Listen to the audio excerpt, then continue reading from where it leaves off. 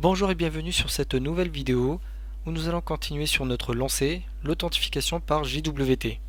Sur la précédente vidéo, nous avions mis en place un certain nombre de configurations, mis en place des firewalls, des routes et des services qui nous permettent de cloisonner notre API au niveau de certaines ressources. On a rajouté le token TTL. Au niveau de security.yml, nous avons rajouté ici ce mécanisme d'authentification géré par le lexique JWT, ainsi que deux firewalls pour gérer les users et les articles au niveau de certains patterns, donc API users, API articles, mais aussi au niveau de certaines méthodes, donc put, patch et delete pour le user, mais en plus le post pour l'article. Effectivement, on a besoin d'être authentifié pour pouvoir ajouter un article. Puis, ces access control, on va retirer ces deux-là. Ici, on a ces access control pour dire que pour ces méthodes ici présents, on a besoin d'être complètement authentifié. On a besoin aussi de rajouter cette route, sinon la route n'existe pas. Pour la suite de nos développements, donc on a créé des services, on avait besoin d'un mécanisme très important dans Symfony qui est l'auto-wiring. L'auto-wiring, c'est un concept assez simple à comprendre au niveau de Symfony. À l'aide de cette configuration, dans services.yml, on définit que toutes les classes se trouvant dans SRC, mis à part ce qui a été exclu d'ici, vont être traitées pour pouvoir être construits et injectés automatiquement au niveau de nos services. Par exemple, ici au niveau de notre user authorization, au niveau du security, enfin de notre constructeur, on a rajouté security.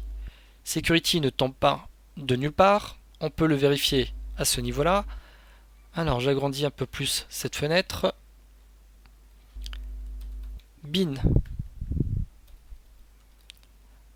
console debug auto wiring.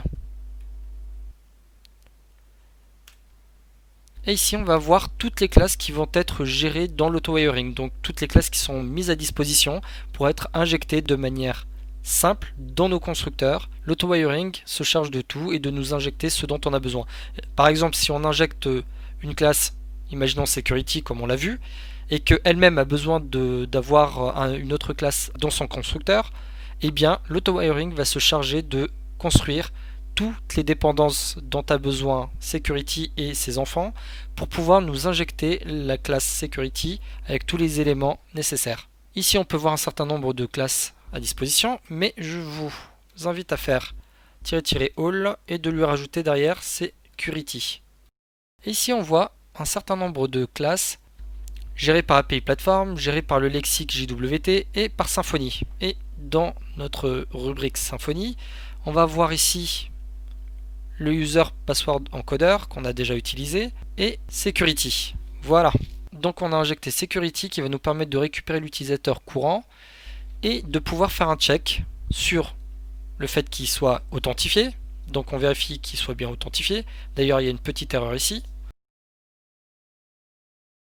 S'il n'est pas connecté, on lève une exception. Si il fait partie des méthodes qu'on souhaite préserver, donc put, patch et delete, à ce niveau-là, on vérifie que l'utilisateur enregistré dans notre base et l'utilisateur courant sont les mêmes ressources pour qu'on puisse l'autoriser à s'auto-modifier. On a fait exactement pareil avec l'article, donc je pense qu'on a oublié quelque chose au niveau de l'article aussi. Authenticated. Grâce à tous ces configs et ces garde-fous, on a la possibilité de générer un token. Donc le token a été généré pour ce username. On va récupérer ce token et on va se rendre au niveau du jwt.io. Dans cette rubrique, on colle notre token et on voit au niveau de notre payload, cette rubrique en rose, donc qui correspond à ceci, qu'on a ces informations là, la date d'expiration, le rôle, le username, et on voit juste après la signature de notre token. À l'aide du bundle JWT lexique, on va pouvoir ajouter des informations supplémentaires. Je vous invite à récupérer cette configuration. On retourne au niveau de notre services.yml.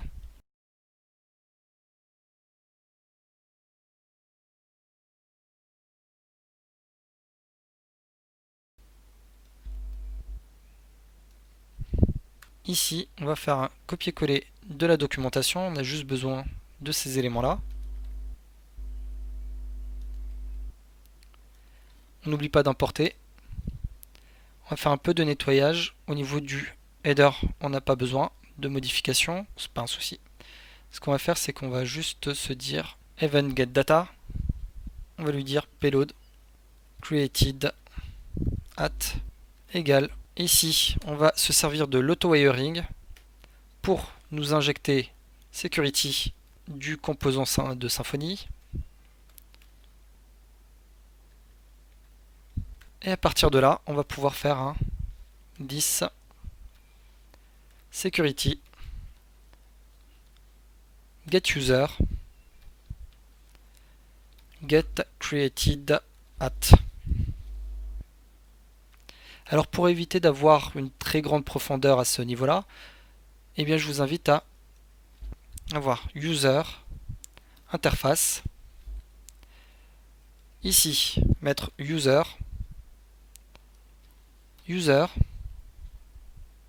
Dans security, on va lui envoyer get user. Et ici, on va remplacer tout ça par user. Donc maintenant, si on tente de se reconnecter, enfin de régénérer un token plutôt, en allant décode ceci sur le site JWT, on voit qu'on vient de rajouter le created@ juste après le username. Dernière partie, très importante, authorization. Ici, on va voir un certain nombre de configurations qu'on a déjà nous-mêmes gérées. Au niveau du bundle, ils vont nous expliquer un certain nombre d'éléments. Et nous, on va avoir besoin d'un élément très important, c'est de rajouter au niveau de notre Swagger la gestion de l'autorisation. Code, API plateforme. On a bien le Swagger. On va se mettre à ce niveau-là. On va rajouter l'API keys. Ici, on devrait déjà avoir quelque chose. Normalement. Eh bien, on a ce qu'il faut ici. Puis, on va avoir besoin de rajouter un code bien spécifique ici pour gérer l'authentification. Donc, je vous invite à aller dans App Swagger.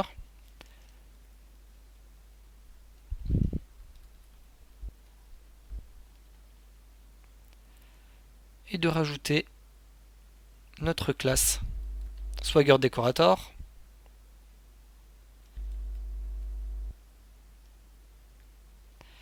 Et ici, je vais rajouter tout ceci.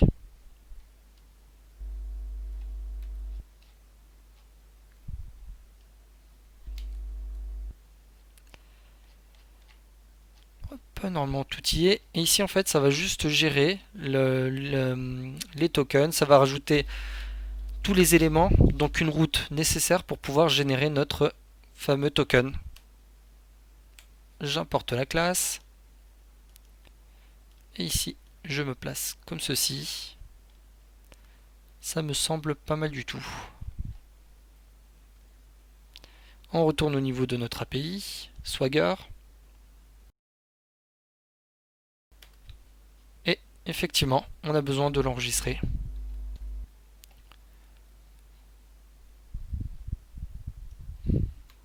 Ici, on pourrait juste mettre mini-blog plutôt. Mini-blog. Ici, on a notre classe.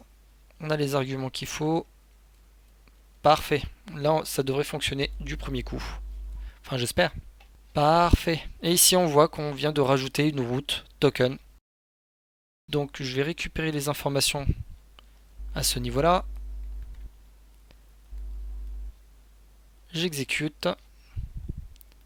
404. J'ai oublié cette petite rubrique, donc dans notre Swagger Decorator, ici on lui a défini une route qui n'existait pas. Login _ check. On rejoue.